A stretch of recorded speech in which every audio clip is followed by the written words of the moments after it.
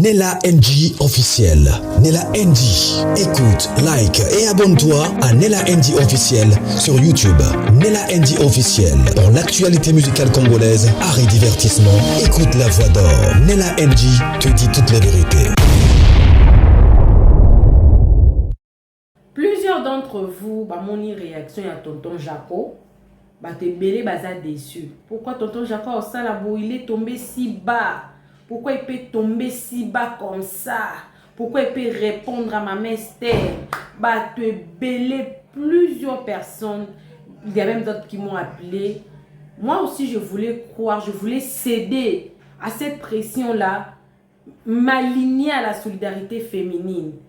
Mais après avoir eu de preuves, de voice, des audios, il y a maman Likilemba, il y a maman Esther. J'ai compris que tonton Jaco voulait mourir. Tonton Jaco a une attention. Maman Esther a très toxique. Bolimbisanga mais la solidarité féminine. Je vais faire la solidarité féminine pour des choses qui sont justes. Mais pour des choses qui sont injustes, je ne vais pas m'aligner à la solidarité féminine. Moi qui s'est posé beaucoup de questions, je me disais, oh, Papa Jaco a fait son témoignage en disant que il a aimé une femme avec 6 enfants. Il a élevé ces enfants-là. Il a envoyé ces enfants-là à l'école. Il les a éduqués. Comment est-ce qu'avec Maman Esther, c'est une autre histoire? Déjà, papa, tonton Jaco, à Kabate, Maboko Makas, il aime bien donner des commandes. Je veux ceci, je veux cela, Mazam Maboko Makas. Mais en écoutant tout ce que vous allez écouter ici, je pense que vous allez changer de langage. J'ai vu la vidéo des Maniké. Je vais essayer de chercher ça rapidement, Toyo Kango, parce qu'il y avait la petite sœur de tonton Jaco qui était passée sur les réseaux sociaux, rappeler à Maman Esther de donner l'argent de gens. Mais cette histoire-là, je l'ai écoutée, ça fait déjà 2 ans ou 3 ans que Maman Esther a défaka mingi, a zong sarabambo wabatute. Mais les voices que je veux vous mettre tout à l'heure là, ce sont des voices récentes, des voices qui proviennent du groupe Yali Kelemba. Groupe en bakoma 100. Bakoma, attends, je vais lire. Bakoma 100 dollars nzeteya. Et puis le premier ne bani vraiment Kiko, Esther. Et puis numéro mususu. Numéro mususu. Donc, message on a eu sabino awa. Et ça message est na groupe Yali Kelemba. O Maman Esther bazalaka. O tozomona Manique de John atingameli tonton Jaco apesa mbongo. Bokoyeba origine ya mbongo wana toyeba pourquoi tonton Jaco a boy kopesa mbongo wana. Pourquoi tonton Jaco a comme à niveau ya ko boya kopesa mbongo wana. Et puis boyeba azana raison to azana raison ti tonton Jaco. Nga mope na yoki yango. Parce que na yoki moi Maniké mingi. Na yoki Maniké mingi. Boka voice kutu te vidéo. Parce que tonton Jaco va na ba niveau na été pas nini alinga ibango te kasi yaki ko s'afficher na bango. Et tonton Jaco mutana niveau ya likolo Maman Esther na niveau ya CDB. Bolo ba makambu na sentiment. Atiki baso ya niveau na akiti na niveau ase kasi soki bo kiti bilomba bo komi ko dobani bo komi même niveau. Yaya, moi si oya fibisi yo na ye akiti si yo pena niveau. Po baso bakanda mo fanda na bango. Bango to ibamba ba mikala bakanda. Tonto Jaco mikala bakanda ma basi na bango ba batsi bakabila bango mbongo. Te kwa yo matsai ati. Po awazaka ya okita mbongo alikilemba Maman Esther au pesa. Soki Maman Esther aliaki mbongo alikilemba c'est que MTC utilise ça. Dans le cas qui utilise ça, azong sa mito bato yaliaki. Et ça simple, il me donne un niveau de corps, pour aller au foot en bon à l'Ikelimba. Bon, ça, au pesa bon à l'Ikelimba. Voilà. J'ai écouté ceci, n'a occupé message il y a dans l'émission à Maman Esther, n'a occupé lobby nazaki na live à Maniké, n'a occupé nene ya nyo soana ezalaki couronné na message au tonton Jaco a salaki pour le baki libale kufa. Likambango eza vraiment nini.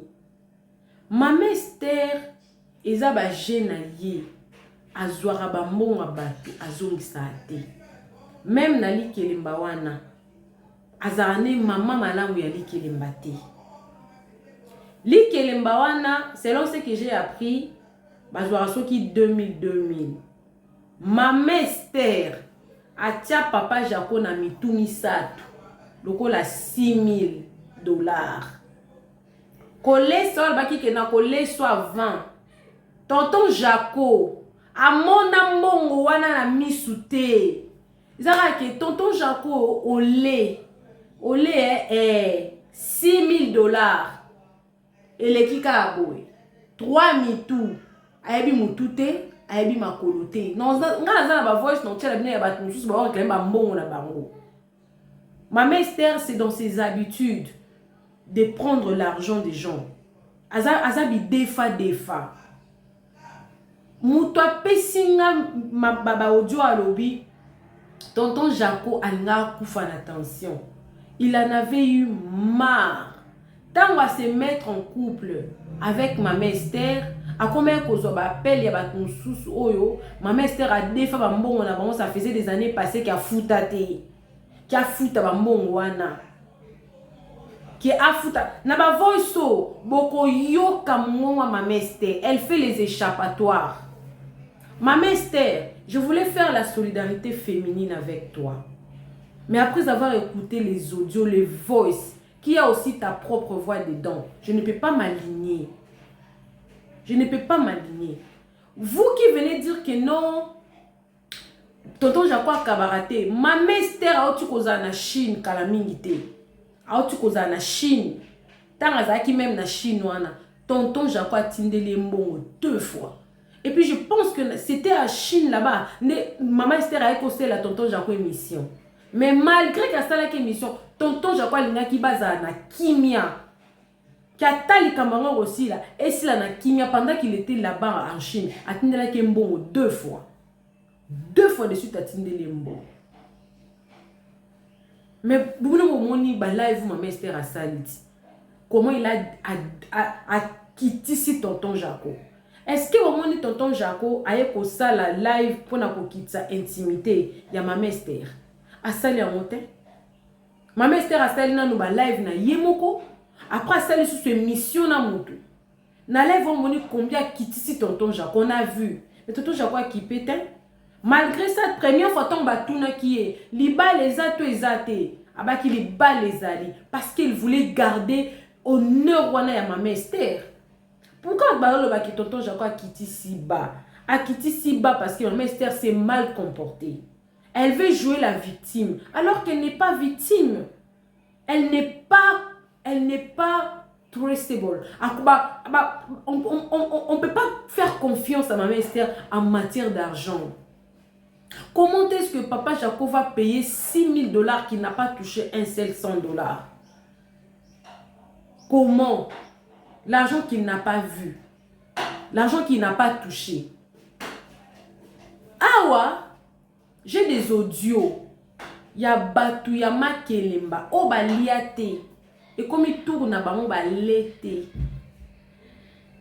Comme il tourne à bango ba lete. Maman Esther a commis non, je suis en réunion. Boyoka Maman Esther awa. Boyoka Maman Esther awa. Moi je suis bien. Yo kouta na moi si. On dit oui, Maman Esther ne cache pas, j'ai un passé. Mais quel genre de passé et que tu fais quoi pour arranger ton passé? Quel est l'effort que tu as fait pour arranger ton passé? Quel est l'effort que tu as fait toi pour s'aligner, être bien? Parce que le sola on a aucun okala. Maman Esther azara moyi, baza kipi. Il y avait même une femme là qui était sortie pour dire que Maman Esther a yiba ke mbongo. Maman Esther a yiba batu mbongo a lupa. On a été sur vous se souvenir dans le solo ana. Je ne sais pas si vous vous souvenez de cette histoire. Mais après avoir écouté ces audios ici, je me suis dit, tonton Jaco avait raison de déposer. Maman Esther est en train de vous mentir en disant que non, c'est moi qui a déposé. C'est tonton Jaco qui a déposé. C'est tonton Jaco qui a déposé. L'orientation prophétique en ligne est un service prophétique où le Saint-Esprit utilise le pasteur Daniel Waxon par la grâce de Jésus-Christ pour guider les enfants de Dieu. Vous entrez dans notre studio face à face avec l'homme de Dieu pour des prières d'orientation et de délivrance. Shalom ma soeur, shalom mon frère, c'est pasteur Daniel Waxon de l'église de la Trinité du Dieu très haut en Afrique du Sud. Nous sommes un ministère de guérison, de délivrance et de messages prophétiques. Nous avons ici un service très important sur l'interprétation des rêves. Nous interprétons les rêves de nos frères, de nos sœurs de différents coins du monde.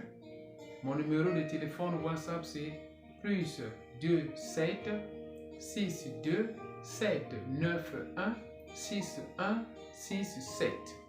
Veuillez me contacter pour qu'on puisse prier ensemble. Que l'Éternel Dieu Tout-Puissant te bénisse. Shalom. Rendez-vous sur notre site www.jesuschristthehealer.com pour vous inscrire. N'oubliez pas que la distance n'est pas un obstacle. Jésus-Christ vous aime. Dream Interpretation and Deliverance Prayers is a prophetic service which unlock the hidden messages of God through dreams. Don't rush to interpret your dreams. Not everyone can interpret prophetically his dreams. Contact a gifted man of God. Join us every Tuesday and Thursday from 9 p.m. South Africa. You and Pastor Daniel Waxon will interpret your dream as well as the dream of your brother and sister. Join the service. À très bientôt. Il a déposé pourquoi? Il a déposé parce que c'était trop pour lui. Avec le poids de l'âge. Il cherchait une relation où il allait être en paix. Mais il a vu qu'il a ici un problème. N'a pas problème. Des fois, il réglait des problèmes qui étaient à tailler. Yaya, encore toli a pété. Si les sana nabiso ba oyo, ozali ko devoir pour considération ezala na makambo ozali ko sala s'il vous plaît. Mama Esther, azana ba nyonga ba tama kelemba. Lié azo telemela kaka, tonton Jacob pesa mbongo wana yali kelemba. Mais azana batu mususu bazwa ba mbongo te. Bazwa ba mbongo te avant e bana tonton Jacob. Azana a defaka. A defaka. Attendez, on va écouter l'audio.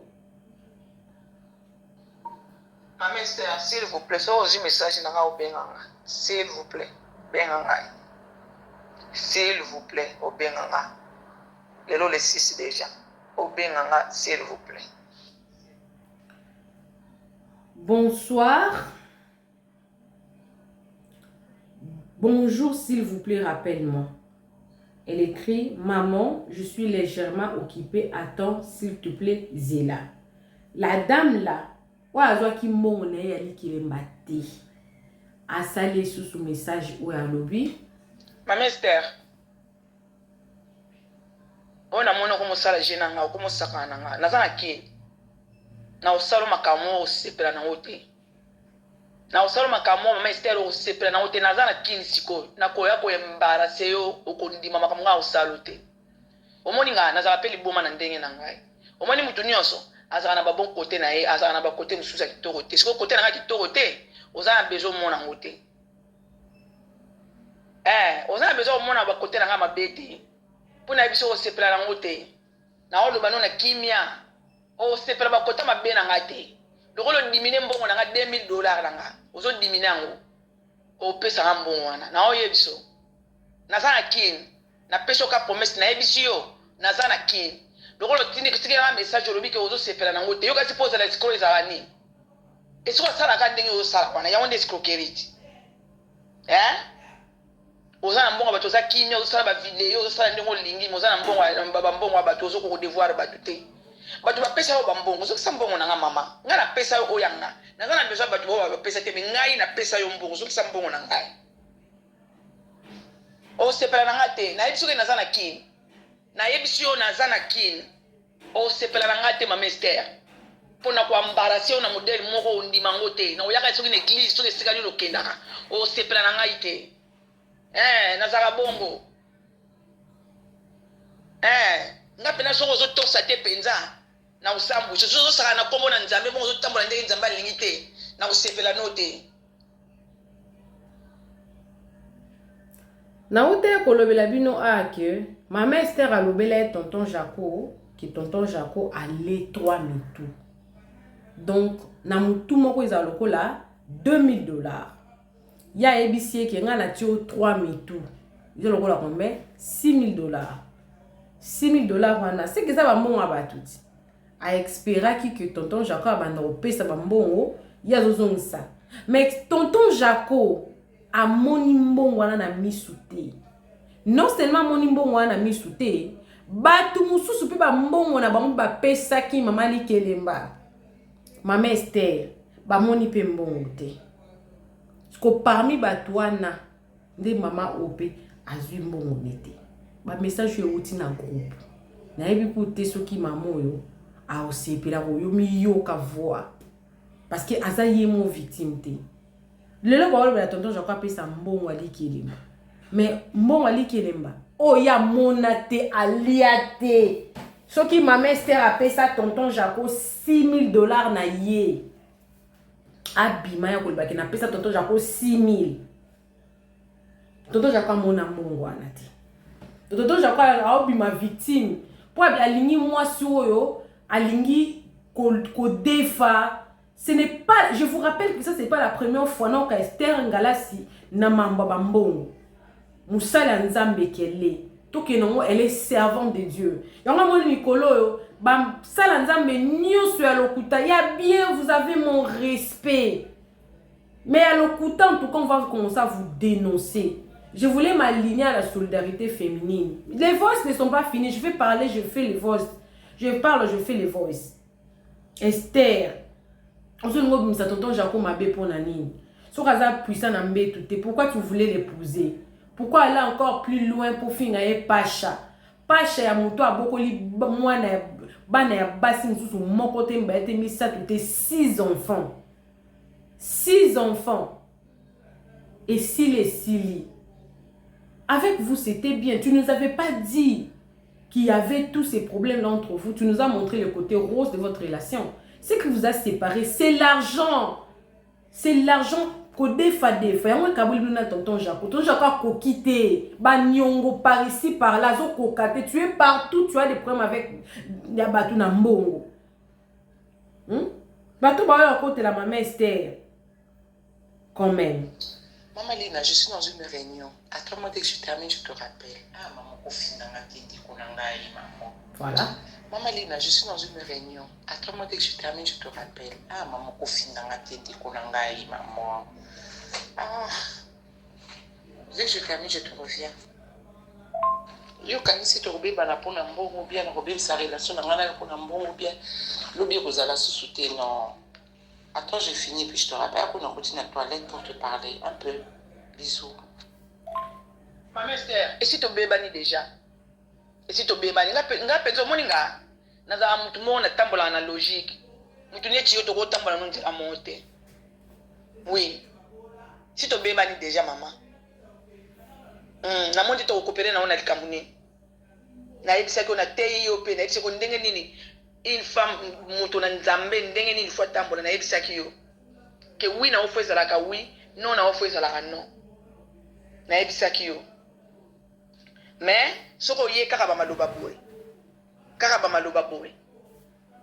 Yo kasi nga zo sepela na makambo na on. Na on sepela na makambo tinga azana ki mama. O sepela na ngate, je te promets. Oko sepela na ngata mukete. Na o yebiso. Yuso ko lataka elamba ya ba memeler nyonso. Siko ngana ulungola oya ki meme na ngasiko na ulakiso. Na ulakiso boy. Pour apprendre ba leçon na so lia ba tambon ba mbonga ba tumuso so ngo lia ngote. O lia mbongo na ngate. Ngai na kabaka ba meste na ko kabelo 2000 wana na kabelo chose wana yo. Na volonté na ngamoko. Mais soki pona kozwa ngona modela boy o lia mbongo na ngate po zo dimina ngo lisusu. So omoni keza na ngo mukie. Opesa ngote poani. ma mystère. En tout cas, nous diminuons bon nanga, ou pesa ngambon nazana nazo pour promettre yo. Lelo soko benginga to pesa ngambon nanga. Ma mystère on a usalo undimate. Yamoka na ebisio. To beba na pesa pour nambon, si to beba na déjà. To beba ni penza. Ça je te promets penza si to beba ni. En plus je m'en fous de votre réunion. Parce que ça va réunion no bania ngoka. Ba excuse ba réunion na yo wano bania ngoka. Naza na prière, naza na boye, naza na bo toujours ya monde modèle ba escroc ba salaka. Juste penaka ndingo zo acte. Bonjour Maman Esther. Maman Esther, c'est Maman Lina. Je t'ai appelé pour répondre ou accrocheter.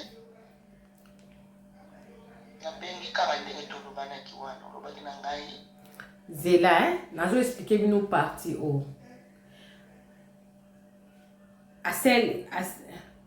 J'ai pas donné trop de détails pour la maman ou ici matin.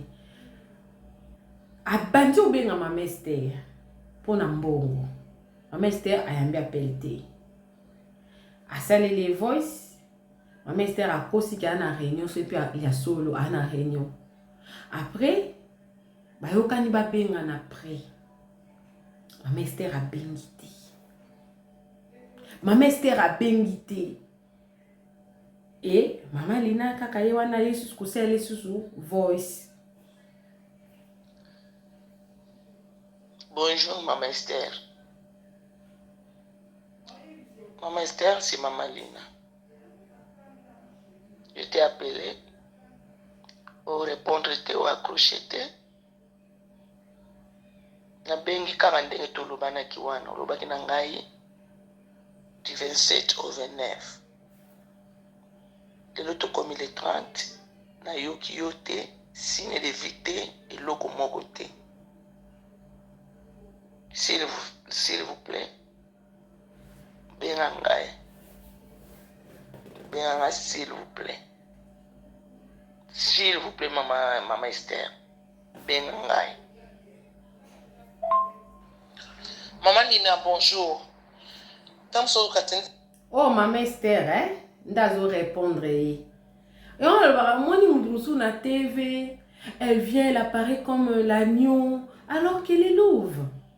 Azalou. Au moins, la moutou, azoloba bien, azan une explication, azolela, j'ai été victime.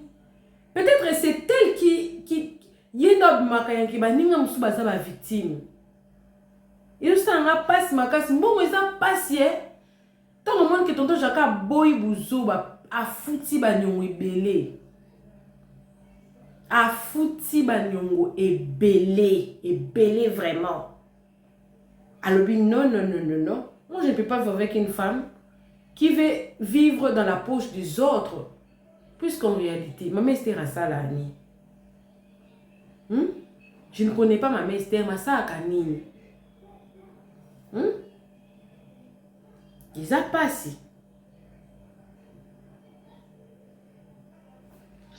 Maman Lina, bonjour.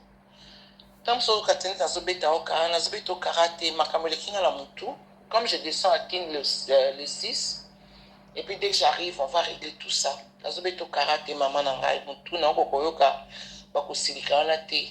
Vraiment, s'il te plaît, moi je rentre à Kin d'ici là, et puis je vais te remettre l'argent. J'ai mal à la tête, maman, comprends-moi. Vraiment, je te prie comme ma soeur, comme des kolango linganga minga penalinga mingi, s'il te plaît, maman. Je veux seulement qu'on garde des valeurs morales. Hein? Je te demande pardon, s'il te plaît, maman. Bisous. Quand on a un partage, il y a un téléphone. J'étais en train d'exhorter une famille là. Merci beaucoup, Yaya. Mais malgré que solo la oyo, Maman Lina wana zoe kambongo na eti. Azui kambongo nete. Parce qu'il y a des gens qui condamnent tonton Jaco.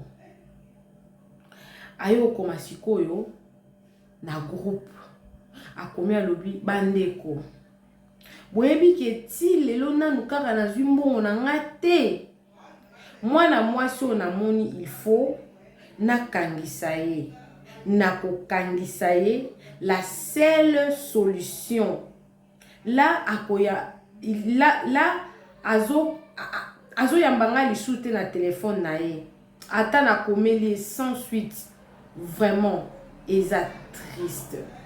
$2000 Mama Esther vraiment azali escroc avec Ermné.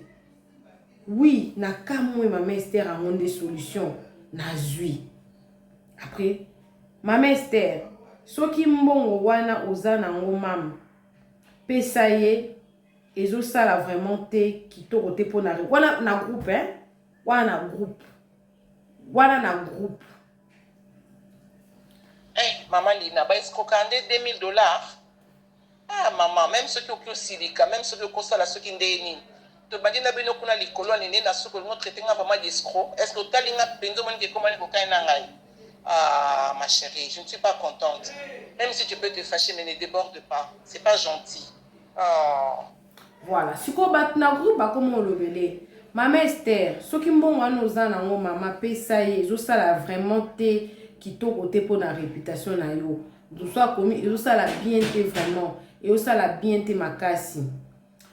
Boyoki audio alobi asepelite bandeko bolandi bazalaka na patience ndenge nini. Mama Esther na yebisi yo ata $1 ya mutu remettre mbongo wana ya mutu. Toko silisa nyonso awa na groupe soki opesi te na kokangisa yo. Mbongo ya likelemba. Na yebiti so bandenga musu basi baliaki e nazo comprendre te. Boka siko audio yo. Mama Esther osaka na ngate. Nazaki trop couillon. Naza suna temps wana te. Kosala ba je na ngate. Yeah, kosala ba je na ngai te vraiment na oye biso komika kosala ba je wana na ngai te. Na yebisi yo. Na sola yo na privé na sola na ndenge nyonso. Na bana okomelo banda so mukonu zo répondre te na zo bengo zo yambanga te. Kosaka na ngai te oza escroc. Kosaka na ngai te Mama Esther. Na oye biso. Na okeno su malembe te. Komeka no kosaka na ngai te. Na kebisi yo. Na kebisi yo komeka kosaka na ngai te. Yonka na yebisi yo. Kosaka bomba escroc ba kumango ne longi. Faut la escroc faut ça ni. Il faut ça ni kasi basala ka ndenge yo sala wana ti. Ya on escroc vite. Likel besi la banda so kina faire septembre. Donc na début octobre to comme na mois ni. So pose a ba benga yo escroc faut ça nani. Ka ndenge yo sala wana pona zanga mote baze belé balika na télévision. So kina na YouTube so ki wa. Kaya Mama Esther. So yo sepelite ngali na so betelo maboko mamuzo sala. So sepelite ngali na yo sepela mamuzo sala. Hein? En tout cas, loko zo diminuer mbongo na nga soko pesinga ngote. O sepela na ngate. Na ebisio. O sepela na ngate Mama Esther. Merci oyo Mama Lina, merci na coopération na bino pour na kozala kozwa éclaircissement. Merci beaucoup. Jusque là, la caranaï combien et pour en tout cas, j'ai besoin de mon argent. Donc, il est payé Maman Esther. Il y a tout le bon aider.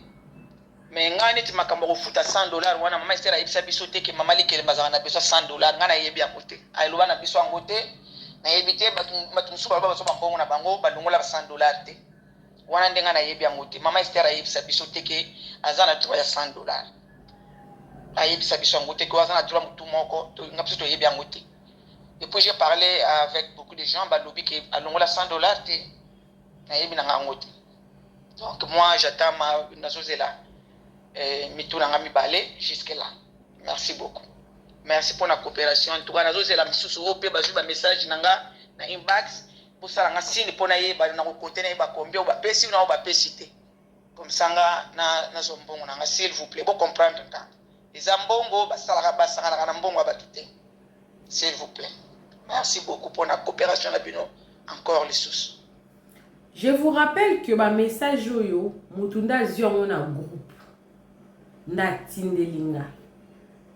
Mutuana lokola zana na ba preuve te ki ye pas zui ni mbongo te. moyen ya yebo mona ezate mais yepe azwi mbongo te mais ye atia pe mbongo. Groupe ya Likelemba mama Esther nde mama Likelemba bato mosusu bazwaka bato mosusu bazwaka te. Donc mama Likelemba za soka za na besoin mbongo ya ozwaka na mbongo ya Likelemba wana. Siko tonton Jaco entre parenthèses batiaki na mitu misato lokola $6,000. Mais $6,000 wana tonton Jaco amoni yango te. De vous à moi boyebisa ngai soki eza bino botiaka mbongo to botia te, bokotia mbongo to bokotia te, bokotia te, bokotia te.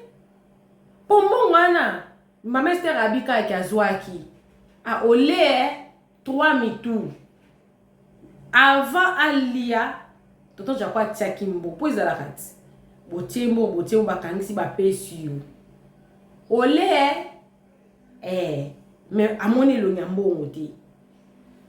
Après je linga atia si vous avez 10 personnes par exemple vous payez ça $100 vous allez quoi 20 personnes ti 20 personnes nyo soane ko sila toto jaka bando pesa ka mbongo vu que ça qui paye mitu misato donc pesa $300 pato bato mosusu bazwaki mitumi bale neti bamo bazwaki mitumi bale ya bando pesa 300 ya mbongo ya moni na misu te po azolobaki tonton Jaco aliaki mbongo Likelemba mbongo ya simba na maboko te. Oh eza nango kaka message parmi beaucoup de messages.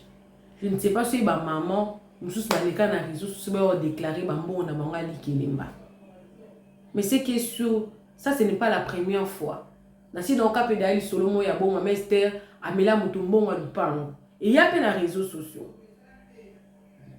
Tonton Jaco akiti très bas dans le sens que vie à tonton Jaco, vie privée à tonton Jaco. Tu sais qu'on a réseaux sociaux tu as vie privée à tonton Jaco car attends à comme na mama Esther. Nde ya exposé on a réseaux sociaux. De to yebi vi ya réseau ya tonton Jaco mata bongote à part nan tonton Jaco ningi mama bana ninde bafanda kimi ni sou ya tonton Jaco bino boki na réseaux sociaux. Est-ce que boki à part bon entre parenthèses ya Likelemba il faut payer sa maman Esther boki mutumo boye na réseaux sociaux ba que non tonton Jaco me doit de l'argent mais maman Esther plusieurs personnes réclament leur argent oh ya pesate oh yo ya pesate. Et pourtant za mama Likelemba yebisanga mobali yango ya bongo akofana na mwaso ya ndenge nini po batande ko benga tonton Jaco mbongo nanga mama Esther alia mbongo nanga mama Esther adefa zongisa te mbongo ya kodefa boye adefa ki lipa nanga adefa ki liputa nanga adefa ki saki nanga afutaka niongo te bukol bateka kiti trop ba pona nini te. Tonton Jaco a tout fait pour que cette histoire-là ne vienne pas sur les réseaux sociaux. Maman Esther Ndalinga qui a envoyé dans les réseaux sociaux. Pour quelle raison? Et dis-moi, disez-moi un peu, de vous à moi. Ndenga ela likamba tonton Jaco dans les réseaux sociaux boy. Mubali na ozoye pour fanda na ye. Parce que so kabona mbali faut relaxer combien il est faible au lit. Combien il n'est pas fort au lit. Mais il n'est pas fort au lit, wana tu voulais rester avec lui. Parce que ce cas qui andima qui a foutu à 300 nem tout ça a continué à foutre la robe au départ et d'autres par ici par là. Maman Esther n'a pas une bonne réputation dans matière en bon. On regarde qu'on fait dans le mois qui peut pas 2 minutes n'était pas 1 minute né en tout. Ça c'est une mauvaise volonté. Ya moi nous sommes monaki to linga na biso ba solidarité féminine te que yo za mabe. Yo ndo sali mabe mais ozo linga okota na ki solidarité féminine. Batou ba côté là yo parce que ozaka ka moi si to crucifier kaka papa ya batou ya batou boyi na e complication na vie na e aboyi na e mindo aboyi ne ko kufa na tension aboyi na bella le but non on s'arrête là.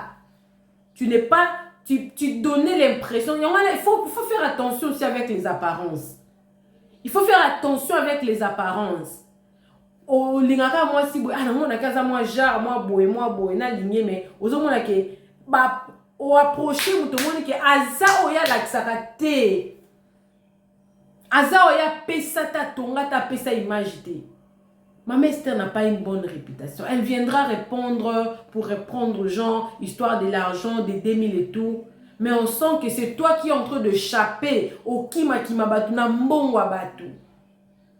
Mon père m'a toujours dit, si tu veux bien vivre avec les gens, contente-toi de ce que tu as.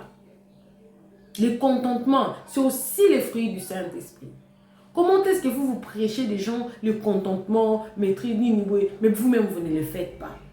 On n'est pas en train de vous condamner, de vous crucifier, non. On est en train de vous rappeler des choses que vous nous prêchez. Vous devez être la première personne il y a ça l'exemple, wana.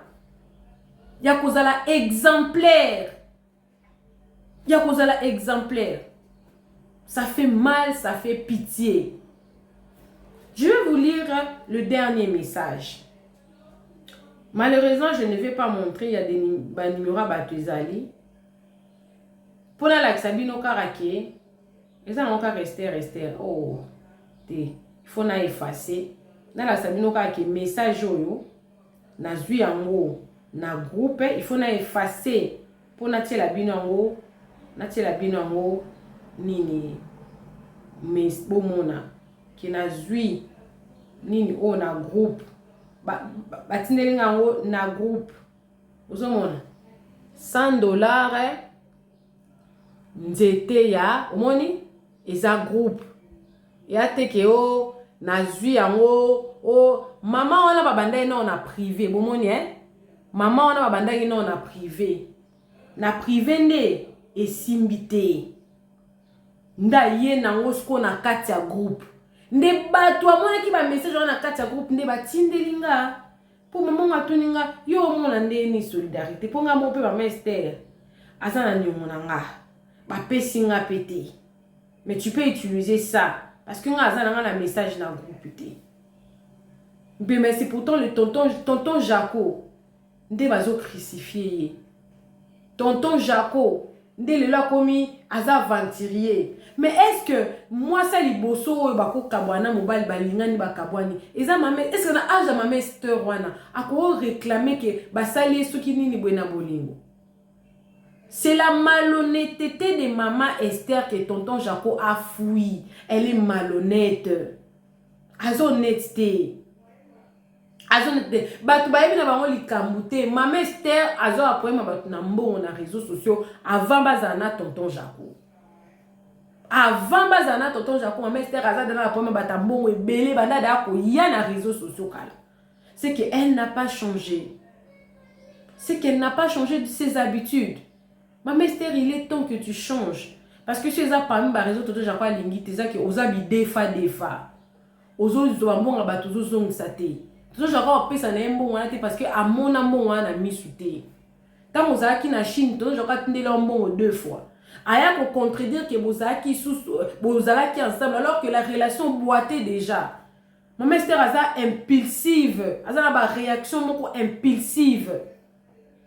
Elle veut toujours avoir raison. Voilà qu'on voit toujours que Azoya kaka poka kaba pese kaka raison. Alinga kokwe yate. Voilà pourquoi on dit toujours que moi c'est abongara na ko loba te. Une femme ne peut pas beaucoup parler, elle parle. La femme doit avoir du charisme, elle parle peu. Nakala toyebe ke basi ba loba mingi te. Ouais, les basi ba comment ko briser silence, loba ayo ko bimisa na intimité en bas na réseaux sociaux. Maman Esther a humilié tonton Jaco. Si les gens disent que non, tonton Jaco a quitté trop bas, pas parce que maman Esther a trop, parce qu'il pensait que maman Esther avait le niveau que lui, il était en train de penser. Mais quand il a approché maman Esther, il a vu qu'elle est différente de la personne qu'il pensait. Qu'est-ce qu'il va faire? Tonton Jaco travaille. La place à bien. Place tonton Jaco à salaka. A zoarambon à bien. Maman Esther a beaucoup la tonton Jacoté. Maman Esther a tikali ko beaucoup la tonton Jacoté. Place à salaka. À salaka place à bien. Yambongo. À part les émissions qu'il fait là, à salaka na place à mbongo. Maman Esther a beaucoup la tonton Jacoté.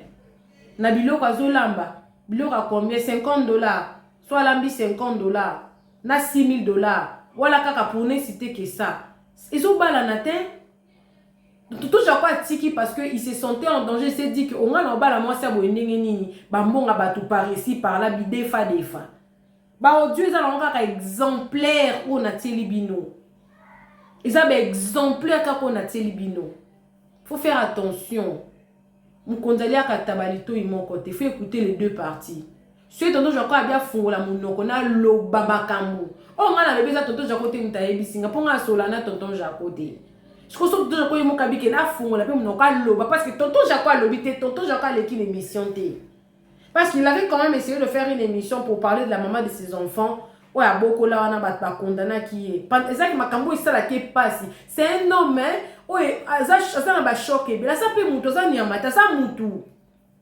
Ça mouton. Ton rôle, bah, tu dois partir, mais Esther, ton existe, ton Jaco, parce qu'il y a sa mobilité. Maman Esther essaye d'arranger dans le futur. Au moins l'homme mutu bazoke na valeur par rapport à la parole nae ce qui possible oka na mutu surtout pour la likamwa mbongo il faut honorer nazara moi na ba client na surtout bayaka pona makamba ba chaîne surtout si on a sita zumbongo no ya chaîne na yo ce qui na ba ke na monétiser chaîne tout na checker chaîne pour les la monétiser tout na changer ba données tina osala monde mutema nanga ekiti bato ba travailler nanga makamba monétisation ba yebi combien je suis logique parce que je ne me suis pas permis à citer le nom des gens avec qui je travaille même jusqu'aujourd'hui je travaille avec les gens à tes yeux retard maintenant surtout ceux qui naissent na leki déjà mbongo na yo pona nini parce que na yebi que mbongo muteza mutoki na ye mbongo mutu eza makila na ye mbongo makila za mbongo. Il faut faire attention avec l'argent. Maman Esther Azaki peut-être Nangulu na papa Jaco Linga qui est mingi. Mais elle est venue Kubalongo parce qu'il y a Linga et tonton Jaco mingi. Maman Esther arrange de ces côtés-là. Avant que tu sois avec tonton Jaco, tu avais des problèmes d'argent avec des gens. Pendant que tu es avec lui, tes personnes avec qui tu avais des problèmes d'argent commencent à lui rappeler pour l'argent. Boza li souste, au moins la après mambo et kozalaka. Donc le problème c'est toi, c'est pas tonton Jaco. Arrange cette partie-là. La vie est difficile pour tout le monde. Si tu es honnête, au collègue a meilleur fruit du pays. Et vous en malam. Coucou à tous les nés la chou, les nés la cœur, les nés la love et bienvenue à tous mes nouveaux abonnés. C'est-à-dire que tu es nouveau sur ma chaîne. N'hésite pas à t'abonner, clique la cloche de notification, aimez la vidéo, commentez, surtout partagez la vidéo. On se retrouve prochainement dans une nouvelle vidéo. Que Dieu vous bénisse. Bisous, bisous. Bye. Prière d'élévation spirituelle, prière d'implantation par le pasteur Daniel Waxon de l'église La Trinité du Dieu très haut en Afrique du Sud. Quelle est ta situation, ma soeur? Quel est ton problème? Jésus-Christ t'aime. Regarde comment il délivre notre frère des esprits des morts. Regarde comment l'Éternel Dieu délivre notre soeur là-bas en Australie loin de la maladie trouble bipolaire depuis 23 ans. Quelle est ta situation? Est-ce que tu as besoin d'interprétation de rêve? Veuillez contacter le pasteur Daniel Waxon. L'Éternel Dieu, il est amour. Feu dans les oreilles. Feu dans les oreilles.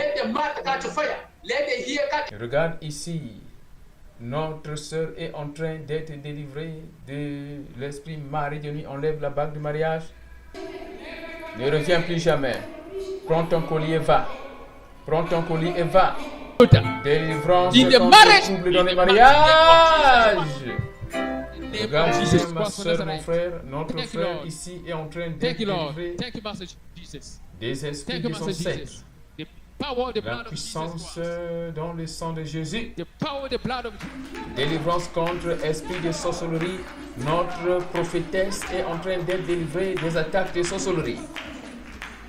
Quelle est ta situation, ma soeur? Quel est ton problème? Quel est ton problème? Regarde. Les gens sont en train de suivre en Amérique, en Europe, en Asie, en Afrique, partout. Qu'est-ce que tu attends? Notre sœur est en train d'être délivrée de l'esprit, mari de nuit et colère. Contactez Pasteur Daniel au numéro +27 62 791 6167. Jésus-Christ t'aime. Shalom.